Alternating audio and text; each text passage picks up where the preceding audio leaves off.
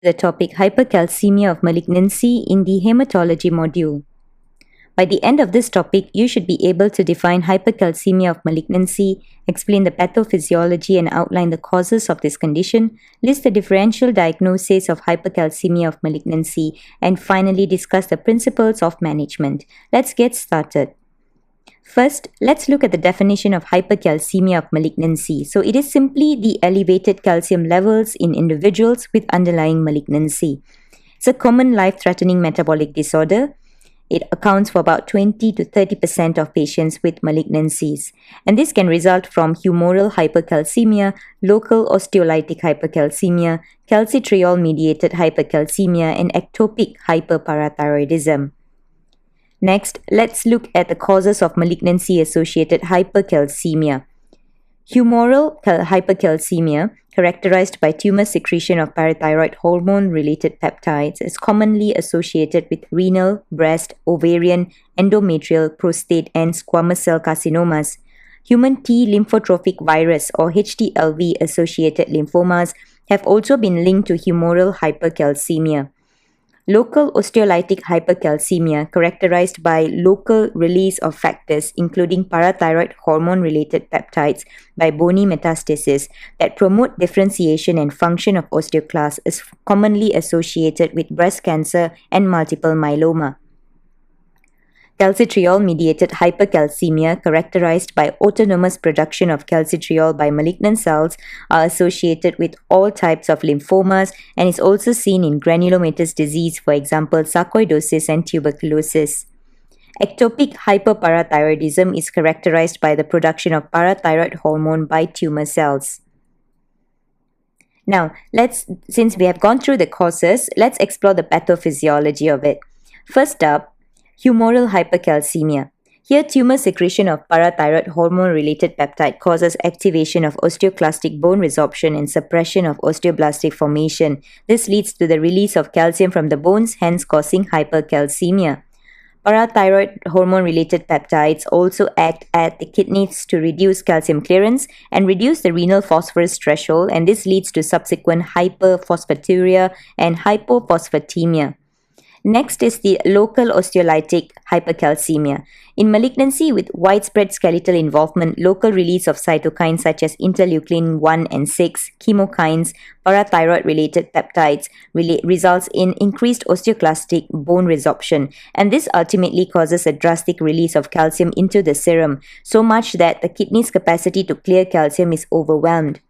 Moving on to calcitriol-mediated hypercalcemia, in this case, overexpression of the enzymes that convert precursor 25-hydroxyvitamin D to calcitriol, that is 1-alpha hydroxylase, by malignant cells lead to autonomous production of active vitamin D. Calcitriol also increases intestinal calcium absorption and may stimulate osteoclast-mediated bone resorption, both of which lead to subsequent hypercalcemia. Ectopic secretion of authentic parathyroid hormone is rarely reported. Nonetheless, parathyroid hormone physiology functions to increase serum calcium. Parathyroid hormone increases bone resorption and intestinal calcium absorption. It also reduces renal calcium excretion. All of this will eventually lead to hypercalcemia. The diagnosis of malignancy-associated hypercalcemia is always based on a history of underlying malignancy with signs and symptoms of hypercalcemia or the presence of increased serum calcium on biochemical workup. Hypercalcemia may not be associated with any specific findings, but can manifest as neuropsychiatric changes such as mood disturbances, confusion, stupor, and coma, gastrointestinal disturbances, for example, loss of appetite, nausea, and constipation, muscle weakness, polyuria, polydipsia, and bone pain. Patients may present with signs of dehydration due to hypercalcemia, and this includes poor skin turgor and dry mucous membranes. The severity of presenting symptoms may be correlated to the duration and onset of hypercalcemia. Do note that malignancy-associated hypercalcemia is rarely associated with life-threatening decompensation. Rather, it is associated with a hypercalcemic crisis characterized by oliguria or anuria, somnolence, and coma. Hypercalcemia should be demonstrated by measurements of total serum calcium and albumin, and this is to calculate adjusted serum calcium levels. Measurements of serum ionized calcium may be preferred instead when albumin levels are altered or in the presence of calcium-binding immunoglobulins. Serum parathyroid hormone should be done to rule out parathyroid-dependent hypercalcemia.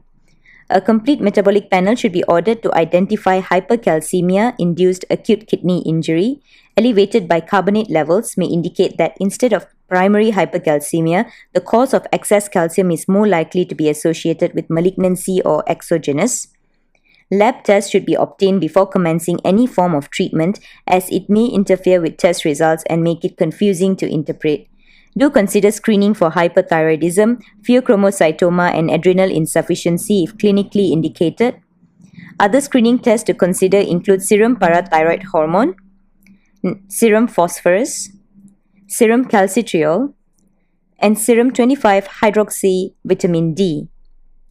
Imaging studies to consider for assessing the underlying cause of hypercalcemia include skeletal survey in patients suspected for multiple myeloma, bony metastasis or leukemia, and chest X-ray to assess for for lung cancer, sarcoidosis, or tuberculosis. An ECG can be ordered to identify any conduction abnormalities.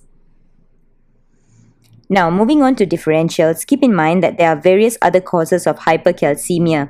A differential for hypercalcemia of malignancy is not exclusive to, but should include primary hyperparathyroidism, hyperthyroidism, adrenal insufficiency, pheochromocytoma, sarcoidosis, medication-related hypercalcemia, and pulmonary or extrapulmonary tuberculosis.